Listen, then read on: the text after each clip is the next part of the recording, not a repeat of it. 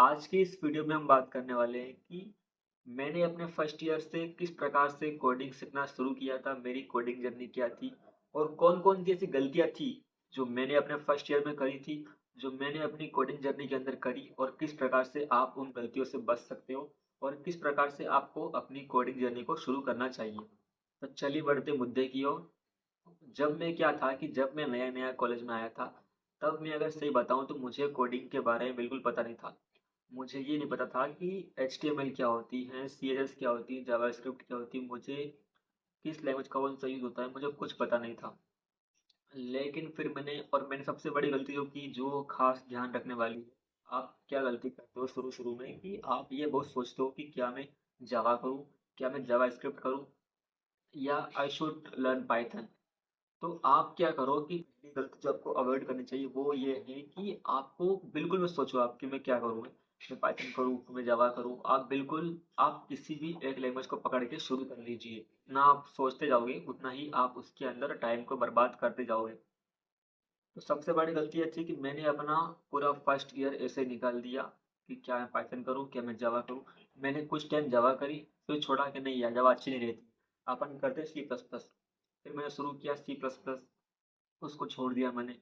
फिर मैंने किया पाइथन में आ गई हमारी क्लास। तो इस प्रकार से पूरा मतलब कन्फ्यूज़न था और मुझे कुछ समझ नहीं आ रहा था कि क्या करूँ। लेकिन फिर लास्ट में बिल्कुल फ़ोकस किया और मैंने एक लैंग्वेज पकड़ी।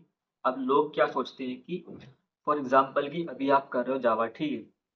तो आपको जावा करने के लगे मान लो 6 महीने या मान लो 4 महीने, ठीक है? तो आप फिर सोचते हो कि फिर मुझे सी प्लस प्लस या फिर किसी पाइथन हो गया या फिर किसी और लैंग्वेज को करने या फिर किसी और लैंग्वेज को करने में भी उतना ही टाइम लगेगा। तो ऐसा नहीं होता है। आप अगर कौन सी भी एक बार एक लैंग्वेज कर ली, आपको पता है कि क्या होता है ना कि हर लैंग्वेज में सिर्फ सिंटैक्स का डिफरेंस होता है। सभी लैंग्वेज के जो कॉन्सेप्ट रहती है, कॉन्सेप्ट सबके सेम रहता है। फॉर एग्जांपल लूप रहता है। लूप का काम क्या रहता है कि किसी भी काम को बार बार कराना। एक फिल का काम क्या रहता है कि कंडीशन को चेक करना, ठीक है? सिर्फ सिंटैक्स का डिफरेंस सिर्फ सिंटैक्स का डिफरेंस रहता है, बाकी काम सब वही करते हैं। तो आप क्या करो, आप फोकस करो कॉन्सेप्ट पे कि ये चीज कैसे काम कर रही है। लूप कैसे काम कर रहा है, फॉर एग्जांपल इफ एल्स कैसे काम कर रहा है, फंक्शंस कैसे काम कर रहा है, रिकर्जन कैसे काम कर रहा है। तो आप ध्यान दो कॉन्सेप्ट के ऊपर। कॉन्सेप्ट आपके अच्छे स्ट्रांग हो गए तो आपको सिर्फ किसी दूसरे लैंग्वेज के ऊपर शिफ्ट करने के लिए सिर्फ आपको सिंटैक्स को ही चेंज करना होगा, क्योंकि कॉन्सेप्ट सभी लैंग्वेज के सेम रहते हैं। तो फिर ऐसे करते करते मैंने सी लैंग्वेज को शुरू किया।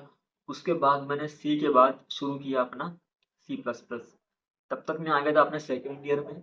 और सेकेंड ईयर में मतलब मैंने बहुत मेहनत करी, क्योंकि सेकेंड ईयर में ऑलमोस्ट मैंने सी प्लस प्लस सी हो गई थी मेरी, सी प्लस प्लस प्लस मेरा H T M L C S S JavaScript plus साथ ही साथ मैंने डी एस भी कंप्लीट किया। तो कुल मिलाकर के जो अपना टाइम मैंने वेस्ट किया था फर्स्ट ईयर के अंदर, क्योंकि क्या होता है ना कि अपन जब नए नए आते हैं कॉलेज में तो पता नहीं होता है अपन को क्या करना है कैसे करना है।